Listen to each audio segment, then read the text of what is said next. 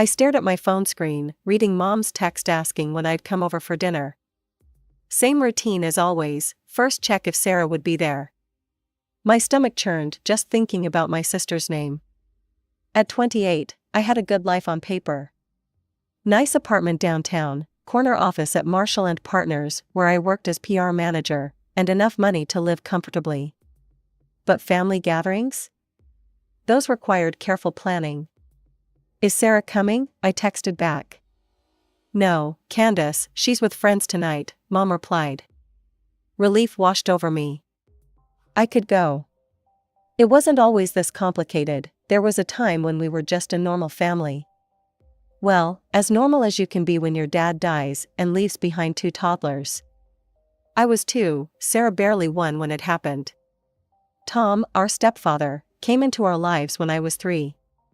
He never tried to replace Dad, but he became our father in every way that mattered.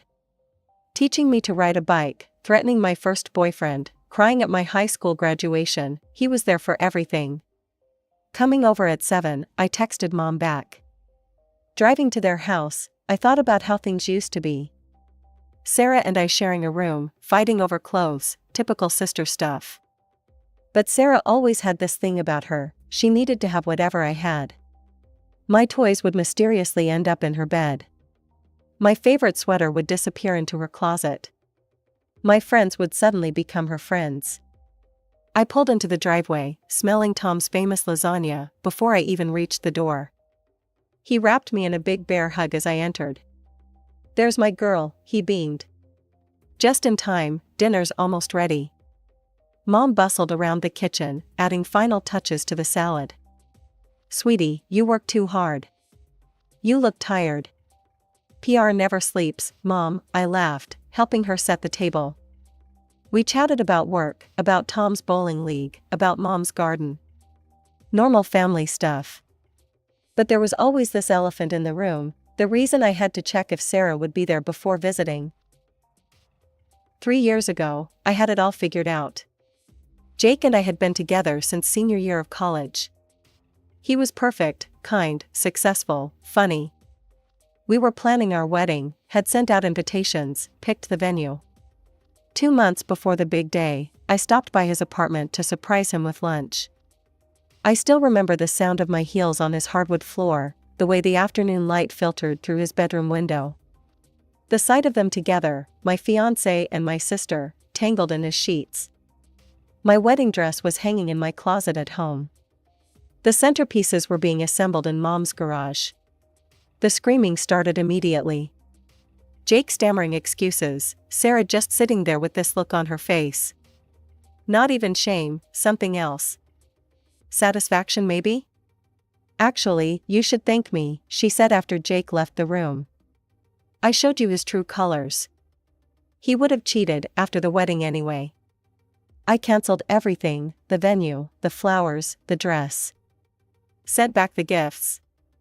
Dealt with the pitying looks and awkward conversations. But the worst part? Sarah's attitude. Like she'd done me a favor. Like betraying me was some kind of twisted act of sisterly love. She dated him for 6 months after that, flaunting it on social media, before moving on to someone else. Just like she'd moved on from my toys, my clothes, my friends. But this time, she'd broken something that couldn't be replaced.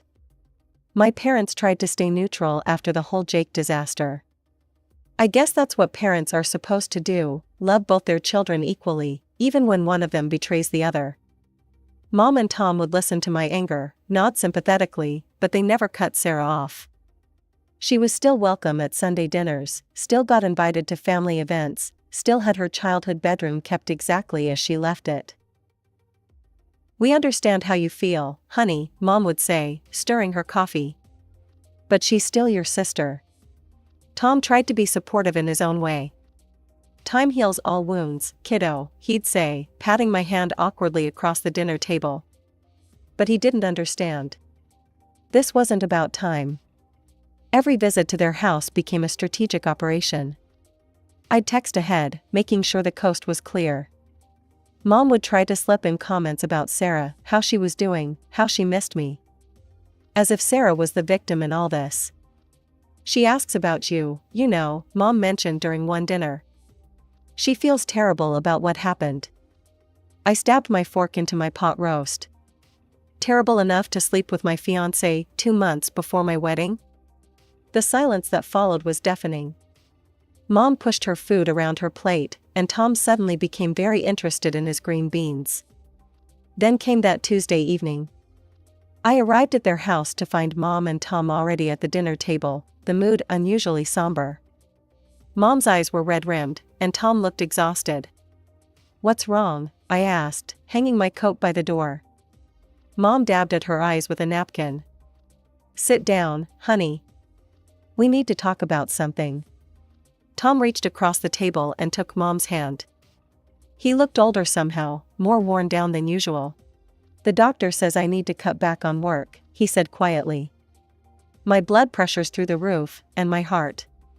He trailed off, squeezing Mom's hand. Tom switching to part-time, Mom continued, her voice shaky. "We'll manage, but things are going to be tight for a while." I watched them both, these people who had given me everything, looking scared and vulnerable. Tom, who'd never asked me for anything, who'd raised me as his own, now couldn't meet my eyes. "How much do you need?" I asked without hesitation. Mom looked up, relief flooding her face. "Even $1,000 a month would help, just until we figure things out." "Done," I said immediately. "I'll set up a monthly transfer tomorrow." 4 months later, I was scrolling through my calendar when a date caught my eye. June 15th, Mom and Tom's 25th wedding anniversary was coming up. A quarter-century of love, commitment, and raising 2 girls who weren't even his. One of whom turned out to be, well, Sarah. The idea hit me during a client meeting, of all places. We were discussing a luxury resort campaign in Hawaii, and suddenly I could picture Mom and Tom there, enjoying the sunset, finally taking the vacation they'd never been able to afford when we were kids. I spent my lunch break researching hotels, comparing amenities, reading reviews. By the time I drove to their house for our weekly dinner, I could barely contain my excitement. "You two better sit down," I announced, bursting through their front door.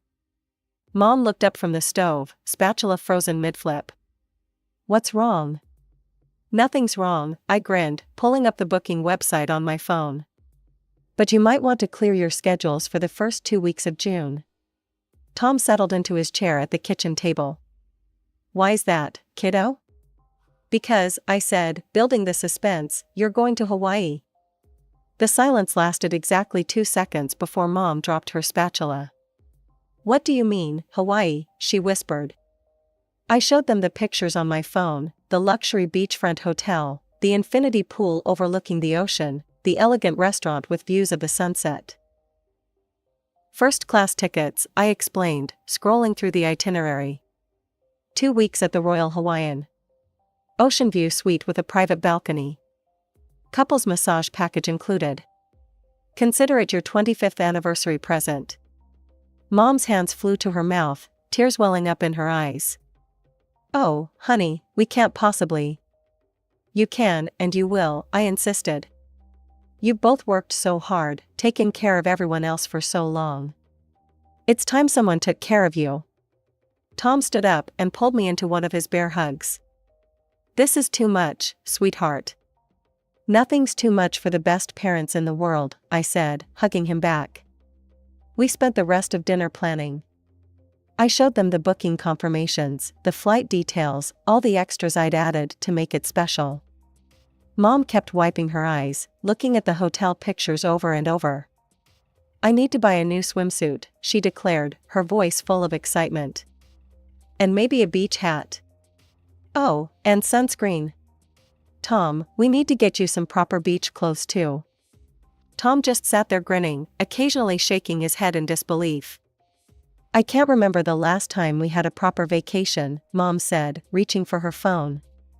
"I need to request the time off first thing." "Me too," Tom added. "Though I'm sure they'll understand. 25 years is a big deal." I watched them plan and dream, their faces lit up like kids at Christmas. Mom was already talking about never leaving the water, about reading books on the beach, about walking hand in hand along the shore with Tom. I've already paid for everything, I explained, showing them the confirmation emails. All you need to do is pack and show up at the airport. Mom got up and hugged me again, her cheeks wet with happy tears. You're such a good daughter, Candace. We're so lucky to have you. The day before their departure, I was organizing my schedule to take them to the airport when Mom called. Hey, sweetie, she said, her voice slightly higher than usual. About tomorrow. Already planned it out, I replied, pulling up my calendar.